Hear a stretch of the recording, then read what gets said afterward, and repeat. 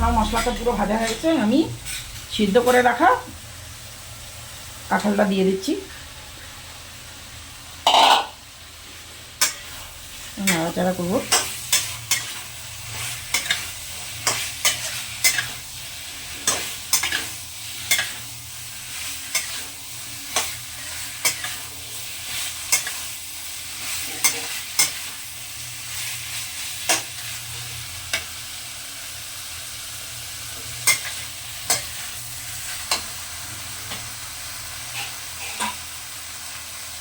সামান্য জল দেবো।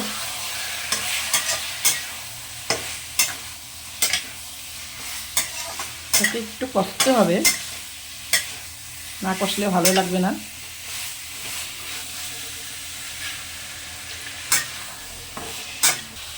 আমি এখন দেবো ভেজে রেখেছিলাম ছোটো ছোটো করে গাজর দিয়ে দিচ্ছি, আলুও দিয়ে দিচ্ছি ভেজে রাখা।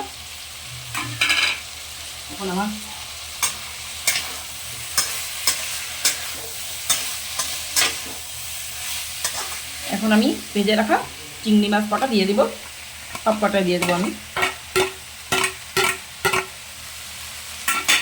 তো চিংড়ি মাছ আর কাঁঠালের রেসিপি, কাঁচা কাঁঠালের। একটু জল দেবো, চিংড়ি মাছটা একটু সিদ্ধ হতে হবে তো, তাই একটু জল দিয়ে দেবো। জল তো আমাকে দিতেই হবে, নাহলে হবে না। জল দিলাম, দেখি নেড়ে চেড়ে আর লাগবে নাকি, জল শুকিয়ে যাবে জিনিসটা।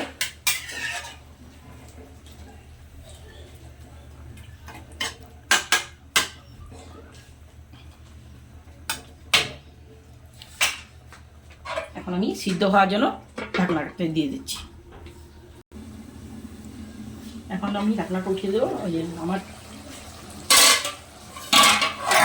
কাঁঠাল চিংড়ি রেসিপিটা প্রায় তৈরি হয়ে গেছে। একটু ঝোল ঝোল থাকবে, পরে তো সে শুকিয়ে যাবে। এখন আমি এইটাতে ঘি দেবো টেস্টের জন্যে, একটু ঘি দিয়ে দিচ্ছি।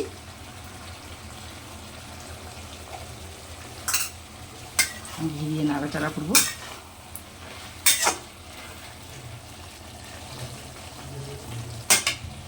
এটা করেছি আমি মুসুর ডালে চালতা দিয়ে করেছি। গরমের মধ্যে চালতা দিয়ে খুব টেস্ট লাগে। চালটা ছেঁচে টুকরো টুকরো করে এই যে চালতা দিয়ে করেছি মুসুর ডাল। এটাও হয়ে গেছে আমার, সম্বার টম্বার দিয়ে নিয়েছি, হয়ে গেছে। এটা অফ করে দেবো। এটাও আমার হয়ে গেছে, এটাও আমি অফ করে দিচ্ছি। বন্ধুরা দেখবেন আমার রেসিপিটা কেমন হয়েছে, একটু কমেন্ট করবে। বাস, এটাকে আমি এখন হয়ে গেছে, আমি ঢাকা দিয়ে দিচ্ছি।